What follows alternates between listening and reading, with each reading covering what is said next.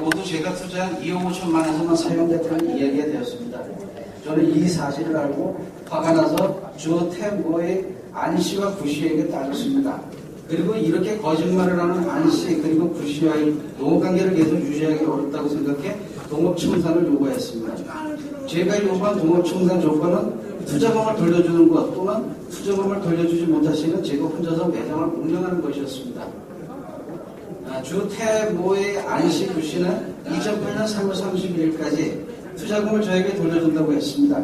그들은 돌려주지 못할 경우 매장의 운영권을 포기한다는 조건을 달아서 휴게소장 안모씨 배석한 가운데 이행각서를 작성했습니다. 그리고 이행 날짜까지 저는 매장 운영에서 빠지기로 했습니다. 그런데 2008년 1월 5일경 주태모의 구씨가 갑자기 농약을 먹고 자살하였습니다. 그러자 주태모의 안씨가 친동생인 휴게소장 안씨와 짜고 저희 동의 없이 임의로 매장을 3억 원에 처분했습니다. 그리고 처분하고 받은 돈이 제 돈임에도 불구하고 저에게 한 푼도 주지 않았습니다. 투자금을 돌려받지 못한 저는 2008년 3월경 주태모의 안씨를 사기죄로 고소하였습니다. 그러나 검찰은 안씨에 대해 무혐의 처분을 하였습니다. 저는 2008년 6월경 다시 검찰에 이 사건을 항고하면서 도로공사와 휴게소 업체 간에 부정한 관계가 있다는 것과 휴게소장 안씨가 이를 수첩에 꼼꼼하게 기록하는 습관이 있다고 제보했습니다. 그러자 2008년 12월 19일 원주 KBS 뉴스에 휴게소장 안씨가 체포되었다는 내용, 수천만 원을 주태모로부터 부정하게 받았다는 내용, 도로공사 직원들이 뇌물을 받은 정황을 확인하여 수사를 합의한다는 내용이 보도되었습니다. 그런데 피의 사실이 보도된 후 이후 어찌된 일인지 감옥에 있어야 하는 안씨는 회사에 잘 다니고 있었고 도로공사 직원들도 마찬가지였습니다. 그리고 안씨는 3억 7천만 원에 대한 사기 혐의가 인정되고 피의자와 합의가 되지 않았음에도 집행유예라는 양형 기준에 맞지 않는 결정을 받고 구속을 면하였습니다. 이 같은 일들이 검찰의 소견이 괜찮은 짓이라 생각해 저는 너무 억울하고 분했습니다. 누가 민사소송을 제기하면 검찰 수사 기록을 볼 수 있다는 말을 하여 궁금증을 풀어보려고 주태모 안씨와 휴게소장 안씨가 상대로 민사소송을 제기하면서 검찰의 문서송부 촉탁을 하여 검찰 수사 기록을 받아보았습니다. 저는 그 수사 기록에서 이상하게도 제가 고소하는 사건이 안씨 사기 사건과 내사로 시작한 휴게소장 안씨의 사건은 두 가지 사건이 분류되어 기록에 있는 것을 확인하였습니다. 기록을 검토해보니 휴게소장 안씨의 사건은 검찰에서 수사를 다해 혐의가 입증되었으므로 체포되었던 휴게소장 안씨의 석방 날짜가 기록에 누락된 면서까지 석방이 된 것을 알게 되었습니다. 나중에 원주지청을 통해 확인해보니 체포 취소라는 사유로 풀려난 것을 확인했습니다. 체포 영장을 발부받아 체포했고 휴게소장 안씨로부터 확인서에 서명을 받았고 가족들에게 체포 통지를 하여 정상적으로 체포한 것을 왜 체포 취소로 검사가 결정했는지 알 수가 없는 일이지만 말입니다. 휴게소장 안씨가 도로공사 직원들에게 뇌물과 향후를 제공하고 그 내용을 기재한 노비 다이어리를 검찰이 압수수색으로 확보했습니다. 휴게소장 안씨에 대한 피의자 신문조서에서 안씨는 노비 다이어리에 기재된 내용이 사실이고 뇌물과 향후를 제공한 대상은 도로공사 근무하는 고객팀 차장과 건축 과장이라고 진술까지 했습니다. 휴게소장 안씨는 도로공사 직원들에게 뇌물 및 향후를 제공한 내용을 작성한 노비 다이어리 내용이 사실이라고 답했으므로 검찰은 도로공사 직원들을 소환해서 조사를 했어야 합니다. 그럼에도 검찰은 휴게소장 안씨에 대해 체포를 취소한 뒤 사건을 유언과 덮어버렸습니다. 검찰이 더 이상 단 한 명도 조사를 안 한 것은 도로공사로부터의 어떤 부정한 행위로 인한 것으로 보입니다. 저는 결국 도로공사의 유린과 도로공사의 부정한 청탁에 의해 검찰이 사건이 은폐됐다는 확신을 가지게 되었습니다. 결국 이 사건의 문제는 이 사건이 방송에 보도까지 되었고 피의자를 체포까지 하여 수사하였고 혐의가 분명히 입증된 사건임에도 불구하고 어떤 결론도 없이 저희 사건 기록에 묻혀 그대로 종결되어 버렸다는 점입니다. 결국 검찰은 사건 번호를 검찰 전산에서 삭제하면서까지 현행범을 풀어주는 일을 하였습니다.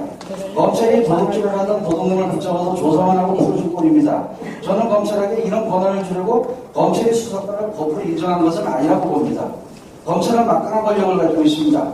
그런데 사법 피해자들은 이런 막강한 권력을 가진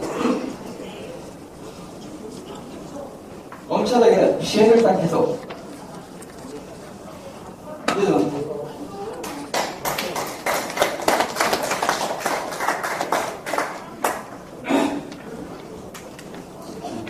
검찰에게 피해를 당해도 아직 그 검찰의 경찰에게 사건을 맡게 합니다.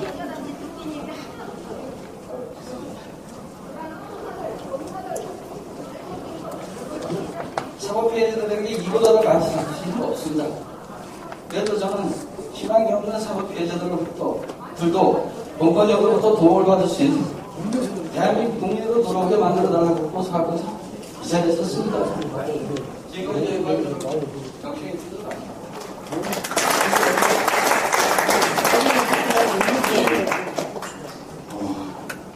조현 선생님 사건을 말씀해 주셔서 감사드리고요. 계속 말씀드립니다만 우리 모두의 사건 하나하나가 어떻게 눈물 없이 말로 정상적으로 그냥 얘기를 한다는 것 자체가 쉬운 일은 아닌 것 같습니다.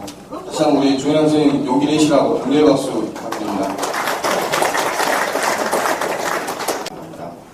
세 번째로 사법피해 사례 발표는 간청 피해자 모임의 회장이시자 10년째 억울한 사건을 해결하기 위해서 사방팔방 노력하고 계신 정전택 선생님 모시겠습니다. 역시 따뜻한 격려의 박수 부탁드리겠습니다. 피해자의 눈물, 아직도 눈물이 있는 건 좀 사치스러운 거 아닌가. 그런 10년째 60평생 정과도 죄도 없는 사람인데 2년간 징역을 하고 나와서 10년째 저에게 누명을 씌웠던 경찰, 검사, 판사 약 20여 명을 제가 고소하고 진정하고 하면서 제가 지금 약 100여 건의 사건, 송사를 나홀로 소송으로 배우고 있는 정혜택입니다.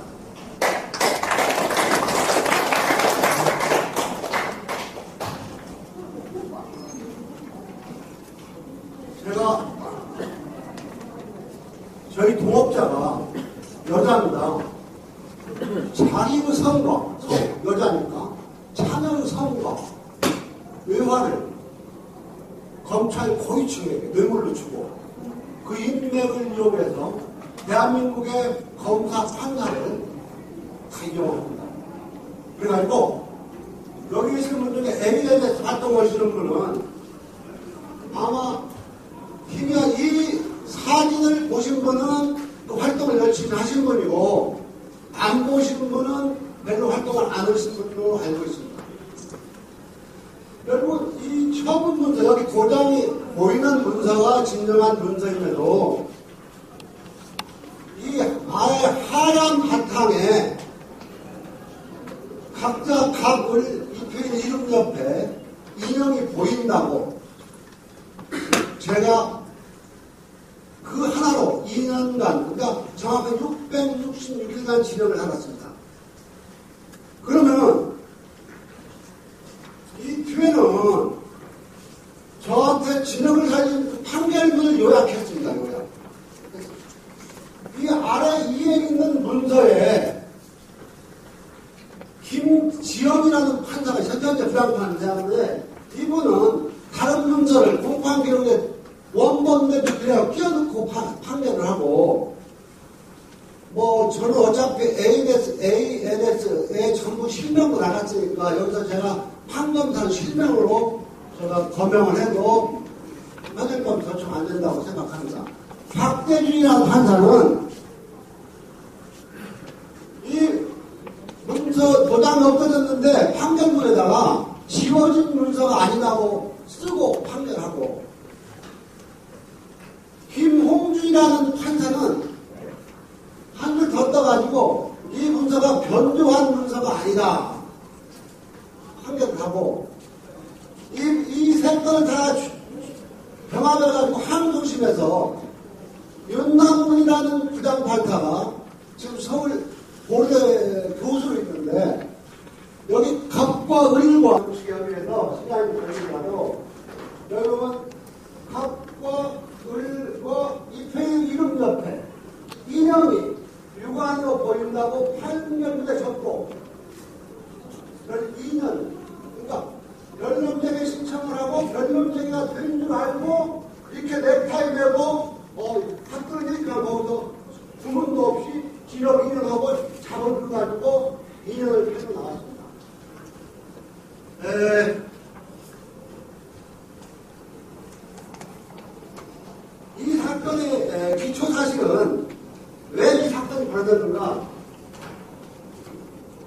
제가 2003년도에 우리나라가 IMF로 그 금융권이 전부 도산을 합니다.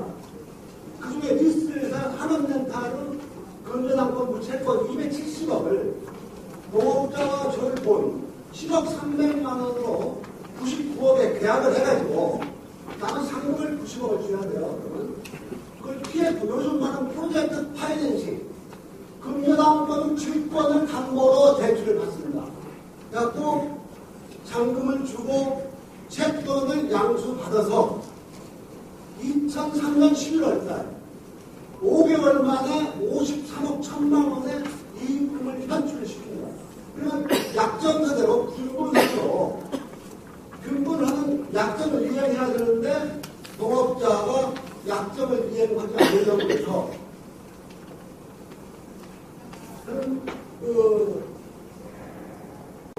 이 진정한 문제를 가지고 서울 동부지방법원에서 53억 1천만 원의 2분의 1, 26억 5,500만 원에 대한 가압류 승소를 받아가지고 민사소 약정금 청구 소를 하고 있는 중에 아까 말씀드린 대로 동업자는 그 당시 검찰 고위층에 그 차녀의 성을 예물로 주고 꽃줄을 받고 도장을 다 지워가지고 이 약정을 쓴 법무사에게 26억의 반을 주겠다. 이 약정서를 쓰지 않은 걸로 해야. 그러니까 야 근데 도장 있는데 어떻게 내가 안 쓴다고 할 수 있느냐. 그럼 도장을 지우겠다. 지워가지고 저를 한 달 후에 민사소송을 체결한 달 후에 2003년 12월에 형사 고소를 합니다. 이 소장을 접수하는 검찰은 제가 이런 부분에 과학적인 검증을 해달라고 하니까 수갑을 채우겠다. 여죄를 수사하겠다. 당신 검사들도 한 말 못 들어봤냐. 이렇게 강압 수사를 해가지고 강요죄로 저를 기소합니다. 기소해. 불구속 기소. 나온 건 26억 5천을 그냥 먹으려고 했으면 영장을 청구해서 구속을 시켜야죠. 지금을 불구속 기소를 해가지고 그 재판을 받는 과정에서 이 문서가 변조되는 것을 알고 사문서 변조였죠. 또 1심 제가 강요 쪽으로 기소된 공판에서 증인으로 검찰 쪽 증인으로 나와가지고 이 문서가 지워진 사실이 없다고 그래서 그럼 위증으로 고소를 했는데 위증으로 고소한 사건을 수사한 경찰관이 이것은 위증 혐의가 있고 증거인멸 우려가 있다고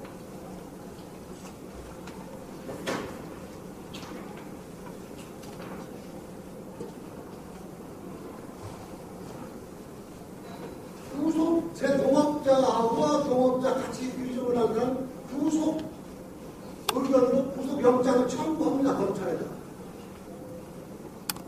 근데 이것만 사건이 잘됐으면 제가 10년 짜리 필요도 없고 그냥 조국과 민족을 위해 열심히 일했을 텐데 여기서부터 싸움이 시작돼가지고 이것은요 경찰에게 불구속 기소나 검찰이 받아놓고는 5개월 동안 수사를 안 해요. 그래서 제가 청와대에다가 동부지방 검찰청하고 제 동업자들하고 같이 진정을 했어요. 아까 우리 천호선 그 당시 저거는 정말 막연한 사이였지만 청와대 그 당시에 너무 부탁했지만 뺀 안 됐어요. 진실이 있으니까. 근데 거기서 수사가 지시가 내려오니까 결국은 이 사건을 가지고 이 약정서가 지워지지 않았다고 위증한 부분은 동업자권 빼고 저한테 약정서가 지워지지 않았는데 고소했다고 무고인지하고 이 동업자들 부약식 기소해가지고 꼬리 다 짜주고 벌금으로 형을 잡히고 저는 부약식 기소합니다. 결국은 이 약정서, 이 변조된 약정서 한 장으로 제가 3번 기소가 됩니다. 그럼 이 변조된 약정서는 여러분들 재판을 좀 해보신 분들은 이 보건대 중앙인형특정감정원을 아시는 분은 다 아시라고 합니다. 이걸 보시는 분은 재판 안 하시는 분이에요. 여기 감정사가 이 문서는 인형이 모두 삭제된 인형 문서라고 감정 결과에 나와 나와 있습니다. 근데 법원은 인정을 안 해요. 검찰도 인정을 안 하고. 그리고 감정을 해달라. 10년째 감정을 안 해줍니다. 네.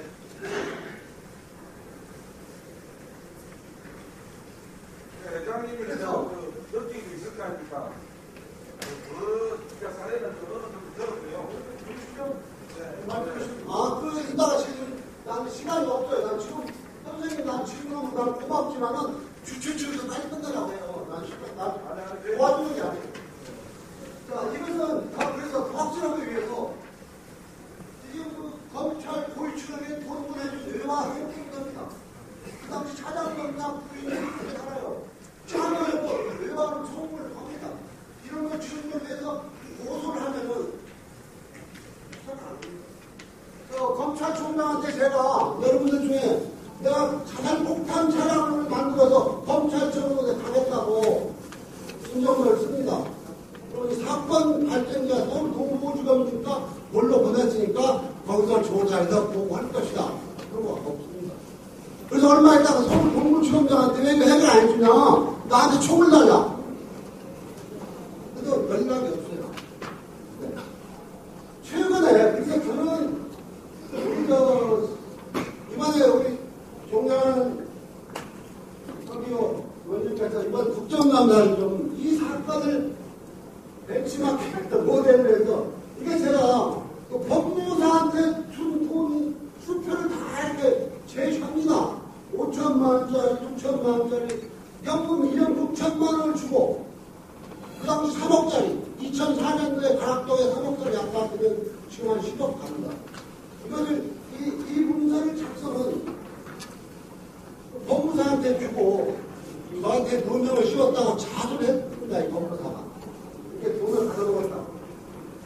그리고 그 동업자가 시간 많이 됐는데 시간 멘트 남은 시간 그 브로커, 법조 브로커.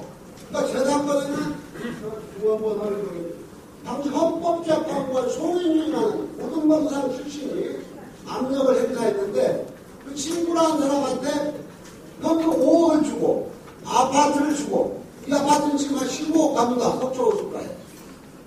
그렇게 법조계 검찰 로비를 해가지고 제가 아까 도장이 없는 허용 대판이 아니고 도장이 있는 밀고 있는 것을 원본 대비표에서 공판으로 다 끼워놓고 저를 강해주는 판결은 현물이고 최근에 법원에서 검찰에게 과학적인 수사를 하라. 법원 판사가 이렇게 명령을 했습니다. 여기에 희망을 걸고 저는 지금 대통령 당선인 시절부터 박근혜 대통령부터 검찰총장 대법관 15명 이분들한테 참 법관련들한테 제가 여러 번 보냈는데 검토를 했는지 오늘 좀 보시고 먼저 꺼내고 취합해가지고 적극적으로 정책 자료를 담아가지고 해주시고 있었는데 또 하나는 최근에 있었던 게 있는데 그것만 끝낼게요. 오늘 고등법원 10부 고등법원 민사 10부 판사가 제가 재심 사건의 재심 이후로 이 문사가 변조된 거 451조 시향입니까? 그렇다 칩니다. 이 변조된 것을 이유로 재심 청구를 해가지고 상대편 변호사도 그리고 상대편 변호사 이상중이라고 있죠. 명백하게 이 문사가 지어졌다고 자백을 했는데도 저한테 불이익을 주어서 항상 기피 신청을 했습니다.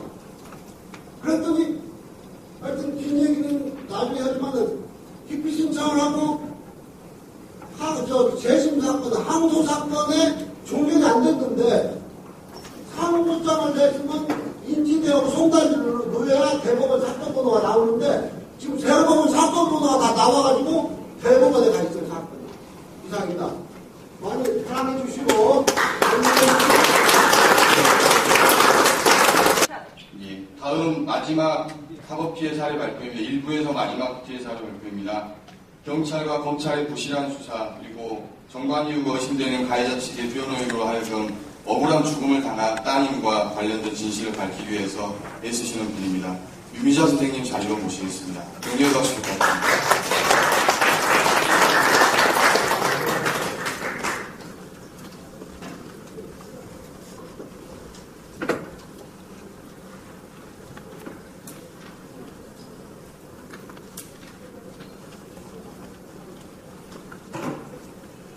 안녕하세요. 저는 서울에서 보는 김희자입니다.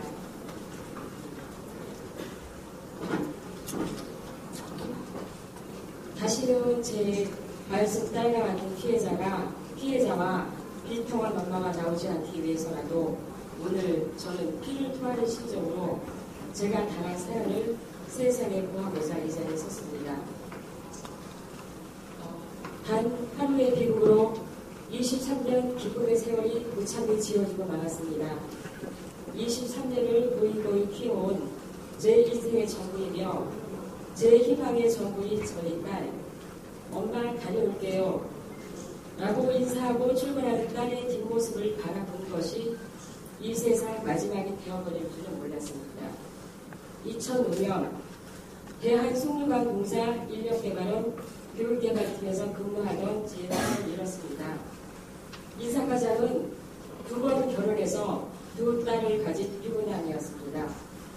이 회사의 인사과장이 딸을 강간부자 폭행, 협박하는 과정에서 무참히 살해하였기 때문입니다. 그러나 딸의 죽음을 더욱 원통하게 했던 것은 경찰과 검찰이 제 딸과 저희 가족의 인권마저 침해하는 부실한 수사, 그리고 가해자 측 변호인의 변론이었습니다. 제 딸은 대학을 졸업하기도 전에 학교의 추천을 받아 2003년 입사하여 대한송유관공사에서 근무하고 있었는데 당시 인사과장의 우월한 지위를 이용하여 성희롱과 스토킹으로 시달림을 주자 이를 완강히 거부했습니다. 이 사실을 알게 된 직장 동료가 인사과장의 딸에 대한 회사 내 범죄행위를 회사에 밝히겠다고 하였고 인사과장은 이 사실을 은폐하기 위한 의도로 당직을 하고 퇴근하는 저희 딸을 쫓아가 납치 강금하고 강간하려 하다가 무차히 살해하고 또 시체를 경기도 양평에 유기하였던 것입니다. 범행한 이틀 후에 원주경찰서에 자수한 것밖에는 아무런 관련이 없는데도 불구하고 사건이 좀 더 수사하기 용이한 범행지인 관할 양평경찰서로 이송하지 않고 아무런 근거도 없이 인사과장과 제 딸을 내연관계라고 꾸며내어 추정에 관한 살인사건으로 조사를 하였습니다. 원주경찰서는 사건의 발단과 범행 동기에 대한 조사를 하지 않고 초동수사 단계였던 2005년 6월 2일 피해자와의 관계에 대한 수사에는 피의자는 단순한 동료 사이라고 주장하나 내연 관계를 추궁할 밝힐 예정 이렇게 기재를 하고 같은 날 국어문에서는 내연 관계 8개월 지내온다라고 기재하였고 하루 전인 2005년 6월 1일 수사보고서에는 피의자와 약 9개월가량 사귀며 라고 기재하고 변사 사건 발생 보고 지휘 건의에는 10개월 내연 관계로 지내오다라고 기재하는 등 조사나 정황 없이 단순히 내연 관계를 추정하면서 수사를 시작했던 것입니다. 이렇게 원주경찰서의 터무니없는 초동수사 때문에 제 딸은 성폭력 살인사건의 피해자에서 단순 내연 관계에 의한 치정살인의 피해자로 만들었습니다. 그런데 제 딸과 저희 가족에 대한 인권 침해는 경찰 수사에서 그치지 않았습니다. 춘천지방법원 원주지원에서 재판 당시 인사과장이 판사로 재직하다가 법복을 벗은 이재구 변호사를 선임하였습니다. 그런데 형사소송 2심에서 진행 과정을 지켜보던 저는 피의자 측이 제출한 증거를 살펴보다가 이상한 문서를 발견하게 되었습니다. 피해자가 피고인에게 전해진 메모라는 제목으로 감사하세요라는 시를 연서인 것처럼 제 딸 인사과장한테 보내는 것으로 되어 있었고 피의자 측 변호사가 제출한 자료는 인사과장의 필체로 거짓 증거를 만들어 법정에 제출한 것입니다. 엄마인 제가 딸의 글씨를 모를 리가 있겠습니까? 제 딸이 인사과장한테 직접 손으로 썼다는 그 시는 제 딸의 글씨가 아니었습니다. 나중에 인사과장의 글씨를 보게 되었는데 편지의 글씨체와 동일한 필체였습니다.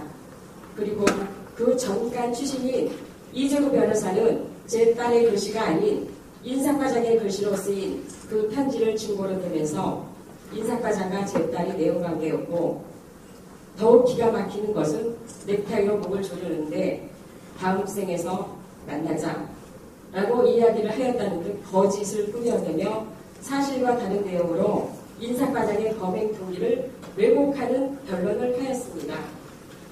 도대체 누가 그런 내용의 편지를 작성하도록 하였을까요? 제가 본 2005년 6월 10일자 검찰 피신 조서에는 인사과장은 딸과의 관계를 묻는 질문에 남녀 간의 사랑을 전제로 만나지 않았다고 자기 입으로 진술했습니다. 그런데 막 법법을 벗은 판사 출신 변호사가 피고인조차 수사과정에서 말하지 않은 내용을 지어내어 변론을 펴였던 것입니다. 그 변호사가 인사과장이 편지를 위조하고 위조된 편지를 증거를 들이대며 제 딸의 명예를 훼손하면서 형량을 줄이고자 한 것입니다. 이것이 과연 판사로 근무했던 변호사가 할 변론이었는지 저는 묻고 싶습니다. 성폭력 사건과 살인을 저지른 범인은 정관의 힘을 믿고 그를 살인하였고, 정관 출신 변호사는 아무런 죄의식도 없이 피해자의 명예를 훼손하는 편지까지 조작하여 변론을 하였습니다. 이 변호사의 행각으로 인해 제 딸과 저희 가족은 2번 피해를 당한 것입니다. 제 딸은 범행이 일어나기 5일 전 싸이월드에 살인계 너무나 괴로움, 제발 나를 가만히 놔두라고, 누가 날 좀 구해줘 라는 글을 쓰면서 인사과장이 자신을 괴롭히고 있다는 암시를 하였습니다. 피해자와 가족의 억울함을 풀어주기는커녕 명예를 훼손하여 피해자를 2번 죽이는 수사기관, 그리고 윤리의식 없는 변호인의 행태로 인해 저는 인사과장의 성폭력 범죄의 처벌 및 피해자 보호에 관한 법률 위반의 죄를 묻고자 다시 고소장을 제출하려고 합니다. 그리고 저와 같은 피해자가 다시 발생하지 않기를 바라는 마음에서 이 자리에 섰습니다. 제 이야기를 경청해 주셔서 고맙습니다. 그리고 제가 이 사건에서 직원이 거짓 진술하고 법정에서 선서를 하고 위증을 해서 위증 발표냈고, 법무팀 지배인하고 총무팀장하고 사장 면허선을 해서 선고가 됐고, 살인자 인사과장의 위증까지도 제가 밝혔습니다. 그리고 제가 자식을 잃었는데도 제가 재판을 하러 법원에 왔다 갔다 하고 다녀야 된다는 사실이 너무 기가 막힌데, 그 재판마저도 공정한 재판을 하지 않고 있어서 너무 기가 막히고, 정말 좀 사법부에서 좀 더 달라지는 모습을 좀 보여줬으면 좋겠습니다. 고맙습니다.